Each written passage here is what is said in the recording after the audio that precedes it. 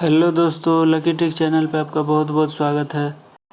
मैं हूं मुकुल और आप लोग देख रहे हैं लकी ट्रिक चैनल। और दोस्तों, मेरे चैनल पे जितने भी एमसीक्यूज है काफ़ी ट्रिकी माध्यम से पढ़ाए जाते हैं और एक से एक धांसू ट्रिक के माध्यम से पढ़ाए जाते हैं। तो आप लोग वहां से जाके और कुछ साइंटिफिक तरीके से कैसे किसी क्वेश्चन को सोचते हैं, यूपीएससी कैसे किसी क्वेश्चन को सोच के हम लोग तुरंत आंसर टिक करेंगे, आप लोगों को मेरे चैनल पर वही चीज़ मिलेगा।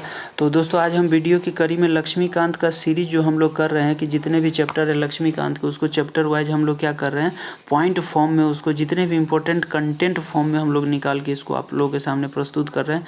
तो आज हम लोग लक्ष्मीकांत नागरिकता पढ़ रहे हैं। तो उसी में हम लोग क्या करेंगे दोस्तों, आज पॉइंट वाइज फॉर्म में नागरिकता चैप्टर यानी सिटीजनशिप चैप्टर जो हम लोग पढ़ेंगे। तो इससे पहले कुछ फिगर को देखकर उसमें कुछ मोटिवेशन कोट भी देख लेते हैं।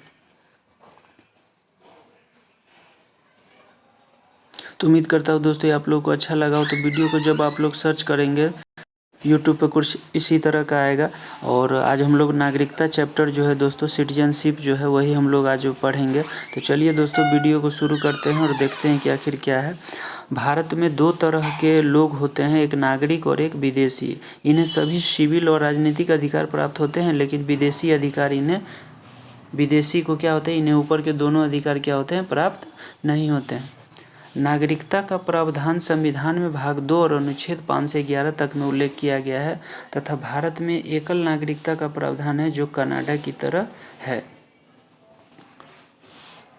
भारत में नागरिक जन्म से या प्राकृतिक यानी देशीयकृत रूप से भारत के राष्ट्रपति बनने की योग्यता रखता है। भारत में नागरिक क्या है, जन्म से या प्राकृतिक रूप से देशीयकृत रूप से भारत के राष्ट्रपति बनने की योग्यता रखता है। लेकिन अमेरिका में केवल क्या है, जन्म से ही वहाँ के नागरिक आप लोग बन सकते हैं। नागरिकता अधिनियम 1955 है जो 1986, 1992 और 3 और 2005 में संशोधन हुआ। और अभी हाल ही में 2019 में भी एक लेटेस्ट संशोधन हुआ, जिसमें क्या हुआ, काफ़ी भारी मात्रा में विरोध प्रदर्शन पूरे इंडिया में देखने को भी मिला था। तो अब चलते हैं आगे के कंटेंट में। भारतीय नागरिक को प्राप्त अधिकार है लेकिन विदेशी को प्राप्त नहीं है। तो वो कौन कौन से अनुच्छेद में, यानी 15, 16, 19, 29 और 30, यानी अनुच्छेद 15, 16, 19, 29 और 30 जो है वो क्या है, भारतीय नागरिक को प्राप्त है लेकिन विदेशी को नहीं प्राप्त है। तो ये आप भी ध्यान में रखेंगे। विदेशी शत्रु को गिरफ्तारी और नज़रबंदी के विरुद्ध सुरक्षा नहीं प्रदान की गई है अनुच्छेद 22 के तहत।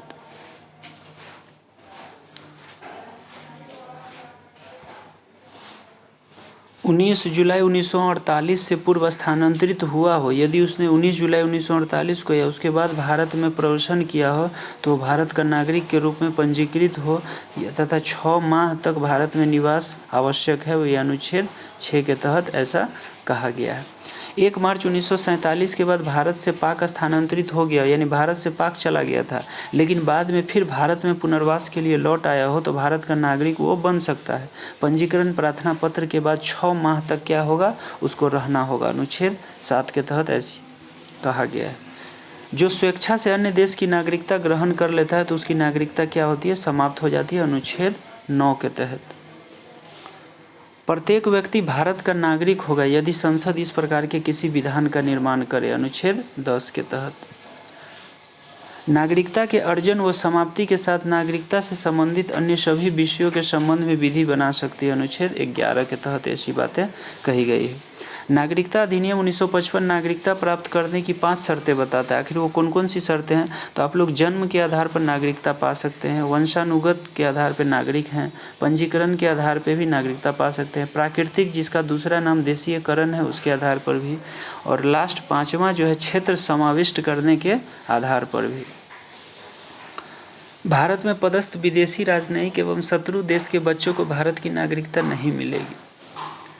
विदेशी राजनयिक मतलब जो विदेशों के जो हमारे देश में एम्बेसडर राजदूत होते हैं उनके लिए ऐसा कहा जा रहा है, और शत्रु देश के लिए भी ऐसा कहा जा रहा है। अब देखना है दोस्तों, मैं एक चीज़ आप लोगों को यहाँ पे कहानी के फॉर्म में बताना चाहता हूँ कि श्याम ने भारत की नागरिकता छोड़ने का फैसला लिया। जरा आप ही लोग बताएंगे। श्याम एक आदमी है जो कि 18 वर्ष से ऊपर, यानी एक पिता भी है ये। तो श्याम ने भारत की नागरिकता छोड़ने का फैसला लिया, तो उसकी 5 साल की बेटी का क्या होगा। तो आंसर है तत्काल तो वो भारतीय नागरिकता खो देगी बेटी उसकी 5 साल की, लेकिन उसकी बेटी जैसे ही 18 वर्ष की हो जाएगी तो नागरिकता प्राप्त करने की अधिकारी होगी, क्योंकि वो उसके बाद वो 18 वर्ष हो जाएगी तो वो कह सकती है कि पापा मैं भारत की नागरिक बनना चाहती हूँ, क्योंकि वो उसमें समझ और विवेक आ जाता है, तो इसी के कारण उसके पापा को ये चीज़ मानना पड़ेगा। देशीयकरण यानी प्राकृतिक द्वारा नागरिकता प्राप्त करने के लिए 8वीं अनुसूची में निर्दिष्ट भाषा का ज्ञान क्या होना चाहिए? जरूरी होना चाहिए। अगर आप देशीयकरण से प्राकृतिक हैं तो नागरिकता प्राप्त करने के लिए 8वीं अनुसूची के अंतर्गत जो 22 भाषा दी गई है उसमें से किसी एक का ज्ञान आप लोगों को होना जरूरी है। अवैध प्रवासी जो भारत में 12 वर्षों से साधारण रूप से रह रहा हो, देशीयकरण द्वारा भारत की नागरिकता प्राप्त कर सकता है।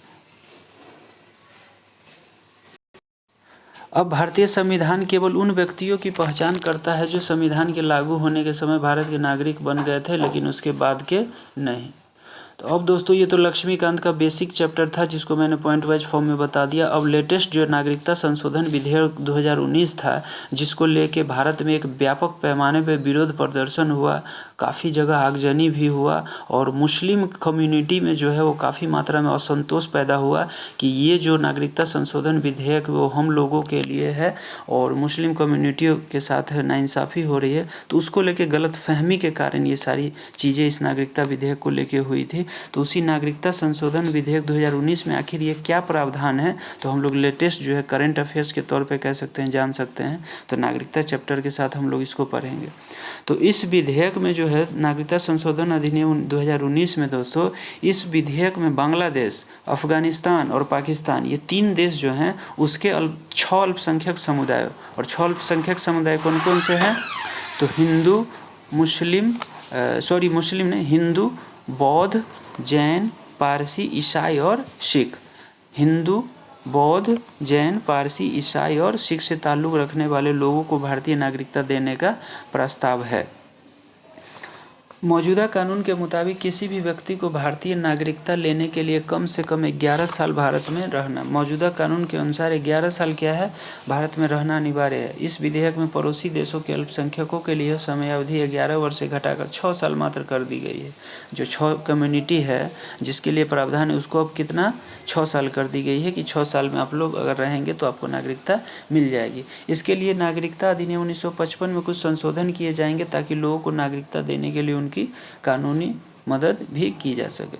मौजूदा कानून के तहत भारत में अवैध तरीके से दाखिल होने वाले लोगों को नागरिकता नहीं मिल सकती है, उन्हें वापस उनके देश भेजने या हिरासत में रखने का प्रावधान है।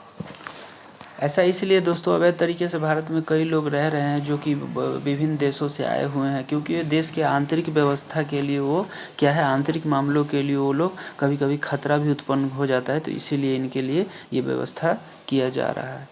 निम्नलिखित में से कौन सी शर्त भारत की नागरिकता प्राप्त करने के लिए नहीं है? अब दोस्तों हम लोग चैप्टर तो पढ़ लिए, करेंट अफेयर्स भी इससे रिलेटेड 2019 का संशोधन भी पढ़ लिए। अब थोड़ा सा इस पर कुछ MCQs कर लेते हैं ताकि हम लोगों को अच्छे से याद रहे। तो निम्नलिखित में से कौन सी शर्त भारत की नागरिकता प्राप्त करने के लिए नहीं है? तो ये है दोस्तों, सारे चीज़ जो जानते हैं आप लोग 1 2 3 तो होगा, लेकिन ये संपत्ति स्वामित्व तो नहीं होगा, इसीलिए इसका राइट आंसर D हो जाएगा। अब चलते हैं, भारत की नागरिकता निम्नलिखित में से किस प्रकार प्राप्त की जा सकती है? तो मैंने अभी बताया था दोस्तों, जन्म से, वंशानुक्रम, देशीयकरण से, उपर्युक्त सभी से, यानी तीनों से।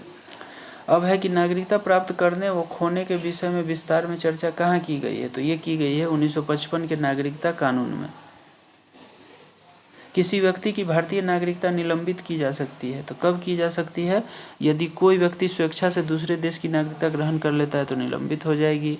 यदि वो नागरिकता के दायित्व से परिचित नहीं है, ये नहीं होगा। यदि भारत सरकार को यह विश्वास हो जाए कि नागरिकता छलपूर्वक प्राप्त की गई, इससे भी आपकी नागरिकता समाप्त हो जाएगी। यदि कोई व्यक्ति जन्म से देश का नागरिक है किंतु किसी विदेशी राष्ट्र से युद्ध के दौरान वो शत्रु की सहायता पहुंचाने की गतिविधियों में लिप्त है, इससे भी आपकी नागरिकता चली जाएगी। इसीलिए इसका राइट आंसर क्या हो जाएगा? C हो जाएगा, 1 3 4। अब चलते हैं, भारत में एकल नागरिकता की अवधारणा अपनाई गई है। तो एकल नागरिकता की अवधारणा कहाँ से अपनाई गई है? तो ये अपनाई गई है दोस्तों इंग्लैंड से। भारत में रहने वाला ब्रिटिश नागरिक दावा नहीं कर सकता है। क्या दावा नहीं कर सकता है? तो व्यापार और व्यवसाय की स्वतंत्रता का अधिकार, ये दावा नहीं कर सकता है।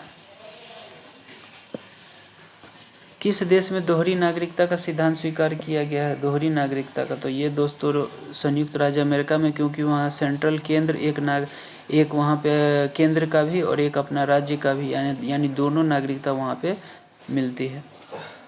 हो गया। नागरिकता निम्नलिखित में से किन विधियों द्वारा प्राप्त की जा सकती है? तो ये है दोस्तों नागरिकता जो प्राप्त की जा सकती है, ये है क्या? तो जन्म द्वारा, आनुवंशिक यानी वंशानुगत द्वारा, और तीसरा पंजीयन द्वारा। लेकिन ये चौथा अनुरोध द्वारा दिया गया, तो अनुरोध द्वारा क्या होगा? नहीं होगा। अब चलते हैं दोस्तों 26 नंबर क्वेश्चन पे। नागरिकता प्राप्त करने के लिए शर्तें निर्धारित करने वाला सक्षम निकाय कौन सा है? तो नागरिकता प्राप्त करने सक्षम निकाय कौन सा है? तो ये है दोस्तों संसद। अगर नागरिकता प्राप्त करने के लिए शर्तें निर्धारित करने वाला सक्षम निकाय एकमात्र है संसद, यही आपको अलाउ करेगा। और अब दोस्तों लास्ट के 3 क्वेश्चन हम लोग देखते हैं। भारतीय संविधान के किन अनुच्छेदों में नागरिकता संबंधी प्रावधान किए गए हैं? तो ये है दोस्तों अनुच्छेद 5 से 11 में। भारतीय संविधान निम्नलिखित में से कौन सी नागरिकता प्रदान करता है? तो भारतीय संविधान कौन सी नागरिकता प्रदान करता है? तो एकल नागरिकता। भारतीय संविधान एकल नागरिकता प्राप्त करता है। अगर अमेरिका की बात करें तो अमेरिका में कितनी नागरिकता मिलती है? तो 2 नागरिकता मिलती है, एक केंद्र की और एक राज्य की, यानी वहाँ दोहरी नागरिकता का प्रावधान है अमेरिका में। किस अनुच्छेद के तहत संसद को नागरिकता के संबंध में कानून बनाने का अधिकार प्रदान किया गया है?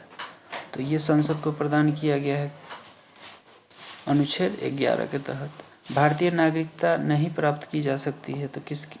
भारतीय बैंक में धन जमा करके नहीं प्राप्त की जा सकती है, तो यही इसका राइट आंसर हो जाएगा। तो उम्मीद करता हूँ दोस्तों ये वीडियो आप लोगों को काफ़ी पसंद आया होगा। तो चैनल को जरूर सब्सक्राइब करेंगे, लाइक करेंगे और बेल आइकन दबाएंगे ताकि वीडियो की नोटिफिकेशन आप लोगों को मिलती रहे। तो मिलते हैं एक ऐसे ही इंटरेस्टिंग वीडियो के साथ नेक्स्ट वीडियो में। तब तक के लिए जय हिंद।